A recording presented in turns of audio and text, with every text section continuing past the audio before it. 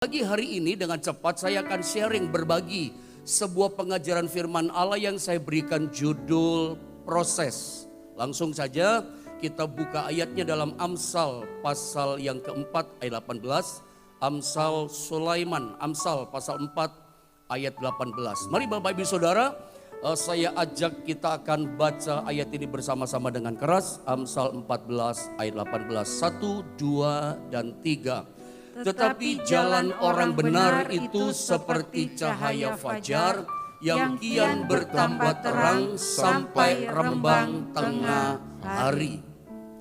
Saudara perhatikan di dalam ayat ini, sekali lagi kita bicara tentang proses. Fokus ini yang kita akan pelajari, bicara soal proses. Tapi tolong perhatikan dari kalimat awal yang dikatakan oleh firman Allah dalam Amsal 4:18. Saya ulang sekali lagi, Anda perhatikan. Tetapi jalan orang benar, ada kata jalan orang benar. Hidup kita adalah seperti sebuah perjalanan. Makanya dikatakan tetapi jalan orang benar itu dikatakan seperti cahaya fajar. Perhatikan kalimat ini, prosesnya yang kian bertambah terang sampai rembang tengah hari. Ayat ini saya ingat saya pernah lepaskan, saya pernah ajarkan sama saudara, saya bicara soal terang saudara ya. Soal satu kehidupan sama sebetulnya, inilah sebuah proses perjalanan kehidupan setiap orang lewat sebuah proses. Jadi saya ulang, seperti seorang penyanyi legend di Indonesia, siapa itu namanya, Ebit G.Ade. Dia berkata bahwa lewat syair lagunya, hidup ini sebuah perjalanan. Tahu gak lagu itu ya? Perjalanan ini terasa sangat menyedihkan. Ada benernya gitu ya. Walaupun itu kita tahu lagu dunia. Tetapi itulah kira-kira bentuk warna perjalanan kehidupan di dunia. Kalau versinya Alkitab, Yesus ajarkan perjalanan orang benar itu kata Tuhan jalannya bukan lebar. Jalannya bukan luas. Tetapi jalannya adalah sempit dan sesak. Tetapi ada benernya, maksud saya penyanyi legend kita mengatakan perjalanan itu kadang-kadang menyedihkan. Ya bener loh. Karena perjalanan kehidupan kita kadang jalannya mulus rata. Kadang jalannya enak, bertabur bunga, langit biru. Perjalanan hidup kita menyenangkan. Pasti kita pernah mengalami satu perjalanan hidup yang seperti ini. Seneng banget kita.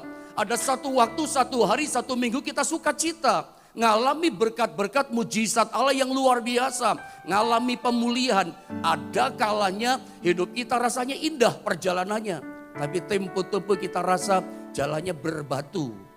Jalan kita terjal. Ada kalanya kita merasa perjalanan kita begitu sangat turun, sangat tajam. Kadang kita merasa perjalanan kita berliku-liku begitu panjang saudara ya. Aduh banyak tikungan, banyak belokan, jalannya panjang. Dan jujur, belak-belakan saya ulang sekali lagi. Kadang kita merasa ketika jalan kita itu terjal, jalannya turun, jalannya berbelok-belok. Kita nggak lihat kapan nih selesainya, kapan nyampe perjalanan ini. Kadang kita capek, kadang kita lelah. Anda tahu kisah perjalanan seorang nabi yang luar biasa bernama Elia. Dalam perjalanan proses pelayanan panggilannya. Dia pernah capek loh kayak kita. Elia pernah merasa lelah. Sampai dia ngomong begini sama Tuhan. Tuhan, ternyata aku ndak ada bedanya sama nenek moyangku. Aku gak kuat Tuhan. Kadang kita gak kuat, capek, lelah, payah hadapi hidup ini. Sampai Elia berkata begini. Sudah Tuhan, aku minta mati saja. Tuhan, cabut saja nyawaku. Kenapa minta mati? Capek. Tapi memang kadang aneh, kita juga kayak Elia. Merasa udah gak kuat, udah penat, udah capek hadapi proses perjalanan kehidupan. Bagaimana seringkali kita gak aneh ya, kadang-kadang merasa kuat lagi. Kita gak tahu kekuatan dari mana. Kita tahu itu kekuatan Tuhan yang ada bersama kita. Elia udah gak kuat minta mati kok. Gak tahan, dia menghadapi proses perjalanan pelayanan kehidupannya. Sampai stres minta mati dia. Tapi tiba-tiba dia kuat lagi, mampu lagi, bergairah lagi sampai berjalan ke Gunung Horeb 40 hari 40 malam tanpa makan, tanpa minum, non stop. Itu emangnya kekuatan dari mana? Dari Tuhan. Tetapi mari kita kembali kepada firman Allah bahwa kehidupan kita di dunia ini, Amsal 4 ayat 18, itu digambarkan seperti proses sebuah perjalanan. Memang jalan kita orang benar, Amsal 4 ayat 18 dikatakan seperti cahaya fajar yang kian lama kian terang, tambah hari tambah terang, tambah hari tambah terang, sampai dikatakan terangnya itu rembang tengah hari. Saya pernah ajarkan sama saudara ketika bicara soal terang kehidupan, rembang tengah hari itu artinya adalah matahari itu persis ada di atas kepala kita. Terang benderang sampai bayangan kita yang gelap itu gak kelihatan. Karena saking terangnya, rembang tengah hari itu terang yang sempurna. Kalau bapak-bapak rohani kita, hamba-hamba Tuhan senior suka mengajar. Waktu saya kecil, saya suka dengar di rumah kalau teman-teman papi saya ngobrol sesama pendeta. Ada istilah dari hamba-hamba Tuhan senior, gereja yang sempurna. Itu nancep di hati saya, di pikiran saya. Satu kali perjalanan kekristenan kita dari seperti cahaya fajar tidak terlalu terang. Tapi makin hari, makin tahun, makin terang. Tambah lama, tambah terang. Sampai terang sempurna, rembang tengah hari. Itu dimana bayangan kegelapan gak ada lagi. Itu disebut oleh hamba-hamba Tuhan senior, itulah namanya gereja yang sempurna. Istilah ini suka saya lepaskan sama saudara dengan istilah begini. Karakter kita sempurna seperti Kristus. Gereja sempurna itu karakternya berubah seperti Kristus. Sampai gelap, bayangan gelap gak ada lagi. Karakter kita makin lama makin berubah. Karakter kita makin lama makin diubahkan. Satu kali kelak sama serupa seperti Kristus. Ada yang chatting tanya sama saya, segambar serupa seperti Kristus itu kayak apa? Ya karakter kita. Pada awalnya manusia pertama Adam dan Hawa itu diciptakan segambar serupa seperti Allah. Karakternya, tabiatnya, sifatnya. Kita gak bicara panjang di situ. Tapi intinya kita ngerti ya, goalnya kita, perjalanan kehidupan kita itu harus sempurna seperti Kristus. Dan itu gak mudah lewat sebuah proses. Semua kehidupan di dunia ini lewat proses, gak ada namanya gak proses. Untuk menjadi dewasa, bahkan untuk menjadi tua sampai rambut jadi putih. Nanti kalau sudah putih mulai banyak, maafkan saya yang muda, kadang mulai rontok ini rambut. Ya saya saja mungkin karena umur juga ya, tambah umur kan gak muda terus, rontok mulai. Nanti kayaknya kalau tambah tua ya tambah rontok. Dulu saya gak ada kayak bengkokan begini saudara. Lurus dulu ini ada rambut, udah mulai gak ada tuh saudara ya. Saya gak bisa bayangkan kalau tambah tua kayaknya mulai rontok juga saudara ya. Nanti lama-lama tinggal lapangan saudara ya. Gak perlu pakai nyisir, maaf bicara. Tapi untuk mencapai ke sana itu proses loh. Untuk seorang menjadi dewasa itu lewat proses di dunia. Coba saya tunjukkan gambar sama saudara. Anda lihat dari mulai bayi dulu kan manusia lahir itu. Dari bayi langsung jadi anak-anak kan. Sekolah itu nggak langsung SD, TK dulu. Ya, nggak langsung, nggak kebayang. Waktu jadi taman kanak-kanak nggak kebayang. Oh nanti jadi dokter, nanti jadi pendeta. Saya pun dulu nggak pernah bayang jadi pendeta. Gitu. Di taman kanak-kanak cuma nyanyi kan. Lihat kebunku penuh dengan bunga dan segala macam. Nanti jadi SD, nanti SMA, nanti SMU, SMA, kuliah, lalu kerja menikah, ya, lalu punya anak, lalu menjadi tua. Proses untuk menjadi tua dewasa itu proses. Saya tunjukkan lagi satu contoh proses dalam binatang, itu manusia. Binatang pun lewat proses, tapi saya mau rohanikan di sini saudara. Kita masuk proses kehidupan punya karakter seperti Kristus tuh kayak begini gambarannya. Anda lihat ya, dari ulat, dari mulai telur itu rupanya ya. Jadi ulat itu binatang yang menjijikkan.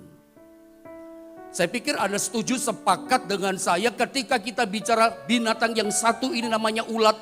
Ulat yang warnanya boleh macam-macam, ada hitam, ada merah, ada macam-macam deh ulat, ada kuning, apalagi yang ada bulunya ulat.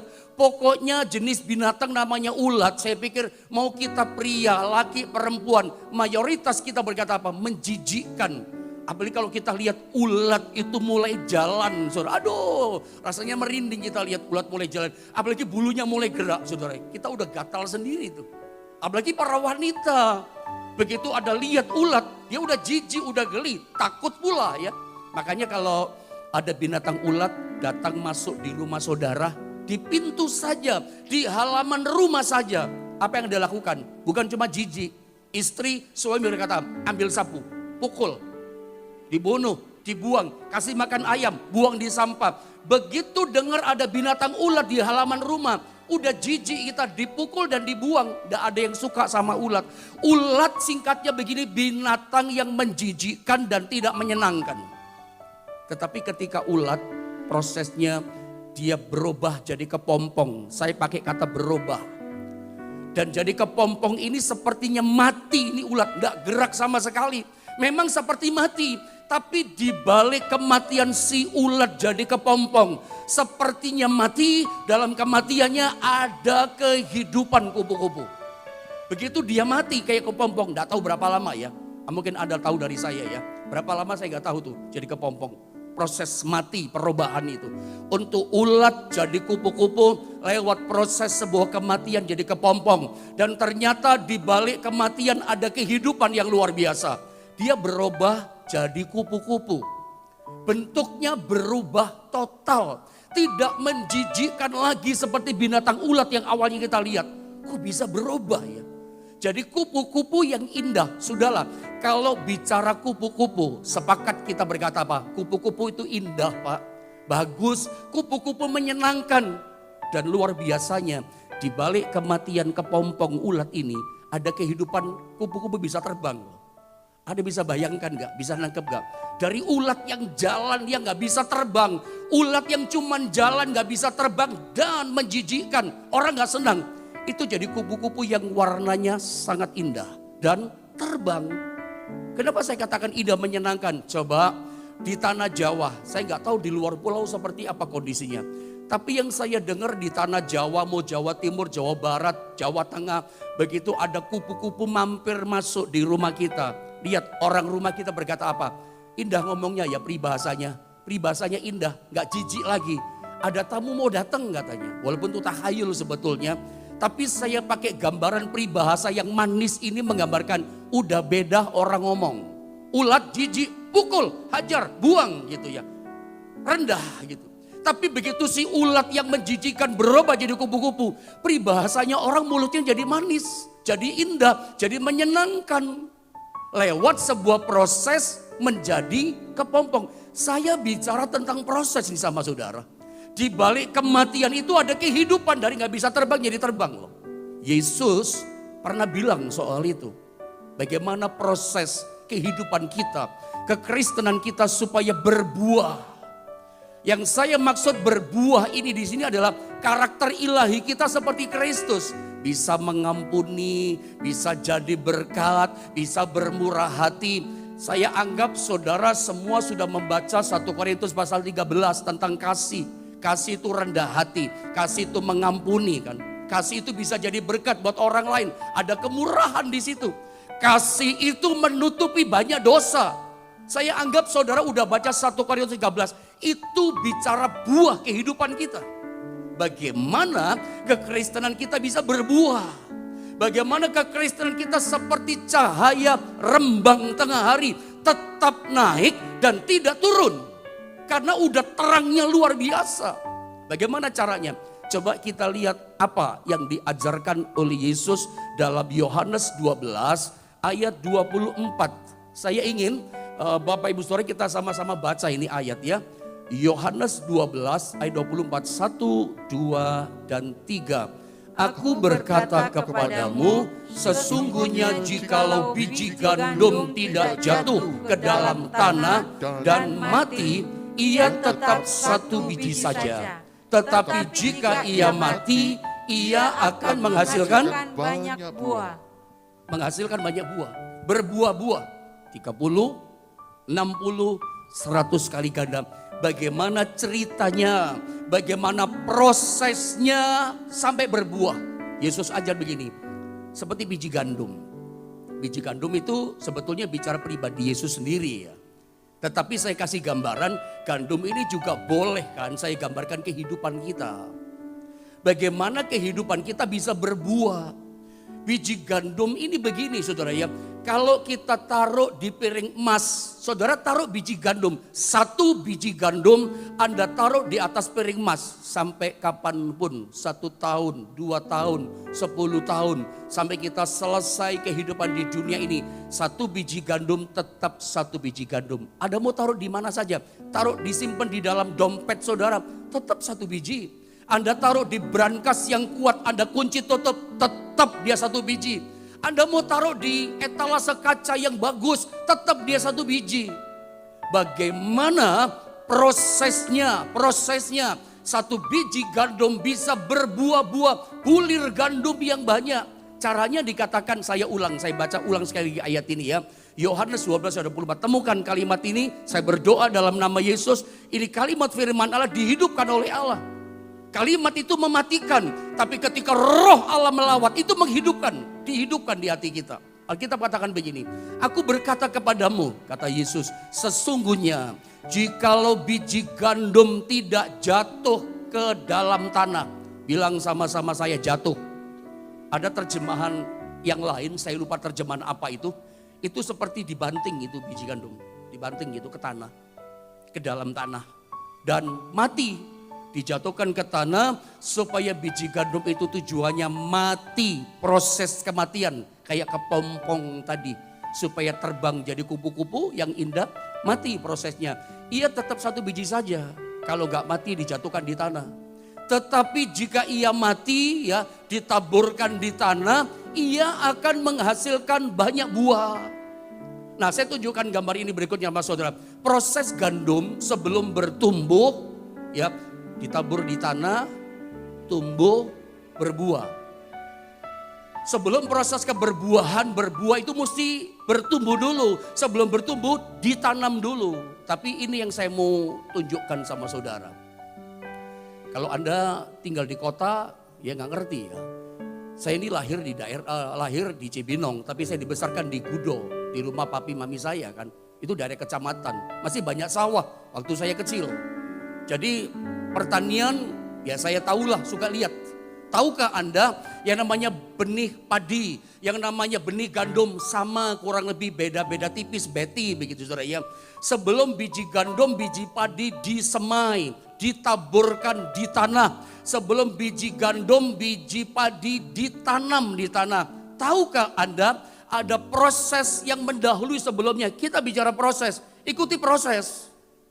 Bagaimana biji gandum bisa tumbuh sebelum ditanam di tanah, ternyata benih gandum itu direndam di air. Sampai nanti tunas sedikit, keluar tunas, direndam dulu, mengalami perendaman. Nah, saya mau bicara soal proses perendaman. Ini penting. Biji gandum, kalau dia gak direndam di tanah, ini memang singkatnya ayat berkata begitu. Benih itu jatuh ke tanah, tapi rata-rata sebelum benih gandum, benih padi ditabur di tanah, itu mengalami proses yang namanya direndam di air, perendaman. Saya ingin tunjukkan 1 ayat dulu sama saudara. Coba tunjukkan gambar ayat yang saya kasih tadi, Matius pasal 9 ayat 16 saudara ya. Coba kita sama-sama baca ayat ini ya, dengan keras, baca dengan semangat. 1, 2, 3. Tidak seorang pun menambalkan secara kain yang belum susut pada baju yang tua. Karena jika demikian, kain penambal itu akan mencabik baju itu, lalu makin besarlah koyaknya. Yesus mengajar kepada kita pagi ini, tidak seorang pun, berarti nggak ada ya. Nggak ada, orang kalau ngerti nggak ada gitu. Orang menambal baju lama yang robek, Anda lihat baju saya contoh, baju ini ada yang robek di sini gitu, di sini ada yang robek, besar robeknya. Lalu saya tambal dengan kain yang baru, Anda lihat gambar itu, kain yang baru dipotong ditambal. Namanya nambal, tambalannya taruh di dalam. Ya, tidak ada orang nambal ditaruh di luar, itu cara baru apalagi hari sekarang. Saudara. Tapi itu mungkin ada orang nambal gitu, tapi nambal rata-rata yang betul tuh tambalannya taruh di dalam, baru dijahit. Nah Tuhan katakan tidak ada baju yang lama, nambalnya pakai kain yang baru. ditambal, nggak ada. Sebab kenapa? Sebab nanti ketika direndam, ini maksudnya ayat itu begitu. Nanti begitu direndam di dalam air, apa yang terjadi? Kain tadi itu akan narik. Ada kata tercabik, merobek. Kenapa? Karena kainnya belum susut. Begitu direndam di air, itu menyusut kainnya. Tersusut kainnya, lalu mencabik, merobek baju yang lama. Akibatnya apa? Robeknya, tercabiknya, dikatakan apa? Makin besarlah koyaknya. Tercabiknya tambah besar, tambah rusak bajunya. Kenapa? Karena pakai penambal yang salah, penambal yang belum susut, penambal yang belum direndam. Gandum tadi sebelum ditanam supaya bisa tumbuh, supaya bisa berbuah, mesti masuk satu proses namanya perendaman. Pertanyaannya adalah untuk apa proses perendaman? Supaya daging kita, hidup kita disusutkan. Kalau kita nggak disusutkan, hidup kita nggak bisa berbuah loh. Nggak bisa tumbuh, nggak bisa buah. Jangan ngomong buah, tumbuh saja belum tentu gitu. Susut. Kadang kita ingin melayani orang jadi berkat, mengkonselingi seseorang. Tapi ternyata orang itu bukan tambah benar, tambah gak benar. Kayak saya misalnya khotbah sama saudara, saya mengajar sama saudara. Sebetulnya bukan sekedar khotbah, persoalannya hidup saya sudah mengalami perendaman atau belum. Udah diproses atau belum? Sebab Anda pasti bukan cuma lihat khotbah saya, alhamdulillah di jemaat yang saya gembalakan. Anda pasti lihat kehidupan saya. Udah diproses belum si Yohanes itu? Udah ngalami perendaman belum? Jangan sampai saya ingin mengajar orang, saya ingin menolong orang. Tapi ternyata gak tertolong, malah tercabai orang itu. Penyusutan ini penting saudara ya. Perendaman saudara. Supaya apa? Rembang tengah hari kehidupan kita. Supaya kita menjadi kupu-kupu yang indah. Supaya kita berbuah lebat. Saudara perhatikan dari kata gandum tadi saudara ya. Begitu ditabur, udah direndam itu udah mulai tunas. Jadi memang perendaman itu penting untuk proses sebuah pertumbuhan. Disusutkan itu begini kira-kira. Anda pasti tanya dalam hati, diproses, direndam, disusutkan bagaimana? Kadang ada orang hina kita. Kadang fitnah. Kadang Anda digosipkan. Kadang Anda diperlakukan tidak adil sama orang. Ada digosipin yang gak menyenangkan. Anda diperlakukan yang tidak menyenangkan. Itu namanya Anda sedang disusutkan. Anda melakukan yang baik tapi orang katakan lu jahat gitu. Lu gak bener gitu. Anda berharap untung tapi Anda mengalami kerugian. Bisa jadi itu bentuk Tuhan sedang menyusutkan saudara. Ada ngomel gak? Ada bersungut-sungut gak? Ada ayat berkata begini, berbahagialah orang yang dalam pencobaan apabila ia tahan uji, itu suratan Yakobus pasal 1, dia akan menerima mahkota kehidupan, dia menerima upah, dia menerima reward, tapi Tuhan gak sembarangan kasih upah, apalagi bicara mahkota kehidupan gak diobral. Mahkota kehidupan, upah, berkat, mujizat, pemulihan, pertolongan. Semua yang dari tangan Tuhan. Tuhan gak obral sembarangan kasih sama orang.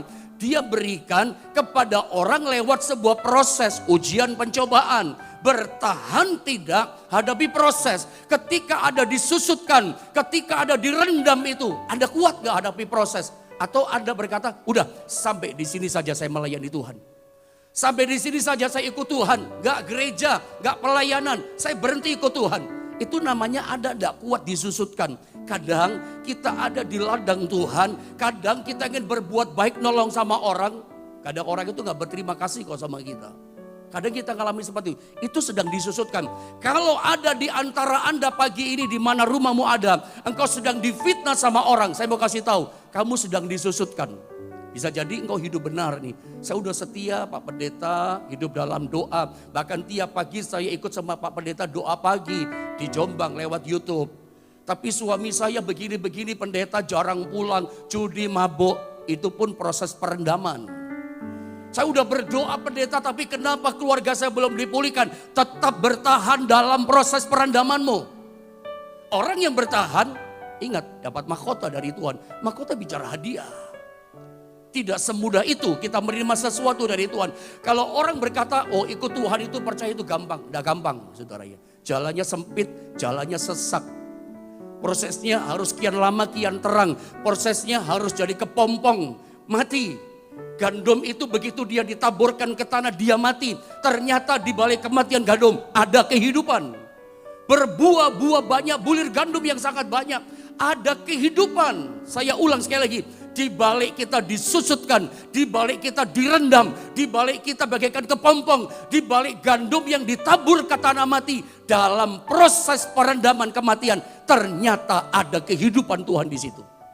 Ada kekuatan Tuhan di situ. Gak ada cara lain. Kalau kamu sedang diproses disututkan, bertahan. Jangan seperti Elia. Itu contoh saudara ya. Udah minta mati saja. Memang jujur kadang kita gak kuat. Tapi ada kekuatan Tuhan yang ajaib yang ada bersama dengan kita. Proses itu penting. Seperti Esther pernah puasa 3 hari 3 malam. Coba saya mau cerita sebentar di sini. Saya kasih gambar ini pendeta tokoh lama.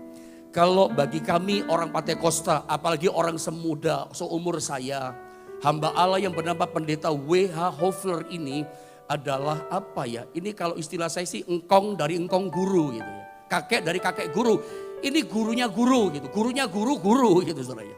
Gurunya kami ini orang Pantai Kosta, pendeta Hofler. Beliau ini pernah puasa 21 hari. Ya. 21 hari itu tanpa makan, tanpa minum. Ya, 21 hari puasa, bayangin saudara ya. Berarti dia itu sudah hampir apa ya? Hampir 3 minggu dia puasa. Dan dalam puasa itu enggak makan, enggak minum. Saya tidak mendorong, mengajurkan saudara puasa kayak hambanya ini enggak kuat. Ya. Kami pun yang di sekolah Alkitab selalu ada, bukan undang-undang di sekolah Alkitab, bukan hukum juga. Tapi selalu saya lihat di sekolah Alkitab, hampir di seluruh Indonesia kayaknya sekolah Alkitab sebelum pengutusan mesti ada proses puasa. Ini satu contoh misalnya. Dan aneh ya kalau kami puasa 3 hari, lapar sebetulnya. Tapi saya mengalami keanehan, kami semua mengalami hal yang sama termasuk Anda. Begitu hari ketiga kita mau buka puasa, laparnya hilang. Yang ada apa? Sukacita surga. Heran ya. Itu kalau kita puasa 3 hari 3 malam, begitu hari ketiga mau buka puasa, itu laparnya hilang, yang ada sukacita, yang ada kesukaan dari Tuhan. Kok bisa? Itu sama dengan begini, dagingnya mati, rohnya hidup. Anda nangkep ya? Orang puasa itu kan proses mematikan daging, tapi rohnya kita dibangkitkan, rohnya kita jadi hidup. Karena dimatikan, kayak kepompong. Di balik kematian ada kehidupan, kayak gandum. Di balik kematian ada kehidupan sampai berbuah. Saya mau cerita hambanya ini ya, Bapak Pendeta W.H. Hofler. Ini pernah puasa 21 hari tanpa makan, tanpa minum. Saya rasa bahaya puasa seperti ini. Saya tidak anjurkan Anda ikuti puasa begini, puasa bahaya. Kita kuat paling 3 hari tanpa makan, tanpa minum. Itu namanya puasa Esther. Ada yang pernah tanya sama saya di channel YouTube, puasa Esther. Maafkan, ada banyak pertanyaan kadang saya nggak bisa jawab. Ya, karena kesempatan, waktu dan segala macam saudara ya. Tapi untung saya ingat, puasa Esther itu puasa nggak makan, nggak minum. Bisa 1 hari, 1 malam, bisa 3 hari, terserah Anda. Atau orang puasa dari pagi sampai sore, tidak makan, tidak minum, itu pun disebut puasa Esther. Tanpa makan, tanpa minum. Puasa Daniel, itu nggak makan-makan yang nikmat. Hanya makan sayur, kalau orang Tionghoa, apa itu ya, ciajai gitu ya. Hanya makan yang nggak sedap. Teman saya pendeta ada yang suka puasa Daniel. Kita nggak bahas itu. Hambanya puasa 21 hari, singkat kata setelah puasa, Anda tahu, lewat proses mematikan daging, itu dihidupkan rohnya. Menerima satu rahasia pengajaran firman tentang peta zaman. Tentang Allah Tritunggal.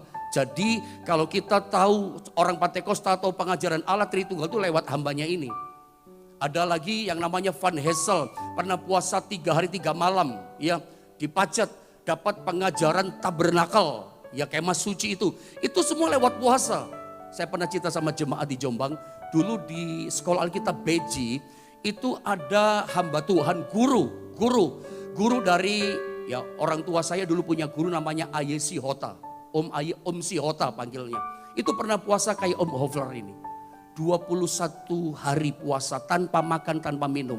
Tapi saya pernah cerita, selesai puasa 21 hari itu Om Sihota itu khotbah di radio selama 4 bulan. 120 hari khotbah. Pagi sore khotbah setengah jam tentang iman terus. Berarti 240 kali 2, 240 kali khotbah pagi sore bicara iman, iman, iman tiap hari. Pagi iman, sore iman, besok iman lagi.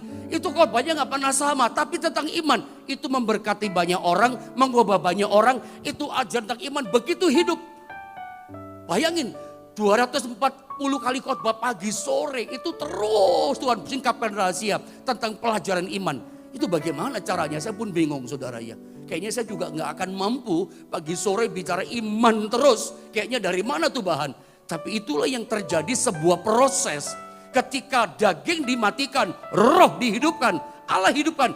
Di balik setiap kematian itu pasti ada kehidupan. Tadinya saya mau bicara ini saudara ya. Tadinya saya mau bicara lanjutkan tapi waktu gak cukup. Tentang nikmati prosesnya Tuhan. Itu tentang pelajaran kisah hidupnya Ayub. Ketika sahabat-sahabatnya mulai menyalahkan dia. Oh dia membantah loh. Padahal Ayub itu tahu Allah itu kuat. Allah itu bijaksana. Nah saya mau terangkan itu. Tapi waktu gak cukup. Kalau saya terangkan ini terputus. Tapi paling tidak lewat apa yang saya sampaikan sama saudara. Bahwa perjalanan kehidupan kekristenan kita, iman kita, rohani kita. Kalau kita ingin seperti cahaya fajar. Tambah lama, tambah terang. Sampai terang yang sempurna, tetap di atas dan tidak turun, tetap mengalami terbang dalam kemuliaan kuasa Allah. Masalah tidak membuat kita hancur, tapi menang. Itu lewat sebuah proses, saudara. Jadi hari ini, kalau ada di antara Bapak Ibu Saudara sedang mengalami proses, sedang disusutkan, berarti Tuhan sedang membawa saudara, levelnya mau naik, saudara ya. Anda sedang dibawa Tuhan untuk mengalami perkara-perkara ilahi yang luar biasa. Di balik proses mematikan daging. Ingat, jangan ngomel. Jangan berkata begini, saya capek, saya lelah. Nanti kayak Elia. Tapi untung Elia dikasih kekuatan sama firman dan Roh Kudus. Makan roti sama minum air. Panjang itu ceritanya. Tapi ingat, di balik proses itu selalu ada Tuhan. Saya berdoa pagi ini, berapa banyak engkau yang sedang disusutkan, direndam, mengalami proses. Tetap bertahan, ikuti dan nikmati prosesmu itu. Sampai bertumbuh, sampai berbuah, sampai dari kepompong proses kematian ada kehidupan. Jadi kupu-kupu yang indah. Yang dulu orang lihat gini, hidupnya kok kasihan orang ini ya. Hidupnya kok menjijikkan ya. Mungkin Anda direndahkan, tapi lewat proses kematian yang Anda ikuti sampai selesai. Proses perendaman yang Anda nikmati. Dunia akan heran, akan berubah. Siapa yang mengubah kita? Tuhan yang mengubah kita. Sebetulnya ada banyak pelajaran tentang proses. Lihat Esther, setelah puasa 3 hari 3 malam, dia menghadap raja. Harusnya aturan undang-undang yang ada, nih undang-undang saudara ya. Semua orang di kerajaan Ahasweros menghadap raja tanpa dipanggil sama raja. Tiba-tiba ujuk-ujuk menghadap, dihukum mati. Itu undang-undangnya. Tapi heran, Esther nggak dihukum mati. Malah raja berkata, sini Esther. Raja mengulurkan tongkat emas. Itu bicara berkat. Harusnya Israel dibinasakan, malah selamat. Malah Haman yang akhirnya dipancung kepalanya. Tuhan bisa balik, yang tertutup jadi terbuka, yang mustahil jadi gak mustahil. Tapi lewat disusutkan, lewat proses, nikmati prosesmu sampai kamu berkemenangan. Mujizat itu ada kok buat kita, tapi nikmati, ikuti proses. Esther ngalami, ya semua lah. Kalau saya khotbah ini kepanjangan. Semua ngalami proses. Anda ngalami proses, nabi-nabi ngalami proses. Saya pun ngalami proses. Gak langsung jadi hamba Tuhan. Tapi saya berdoa, hadapi prosesmu, jangan ngomel. Jadikan Tuhan jadi kekuatan setiap kita.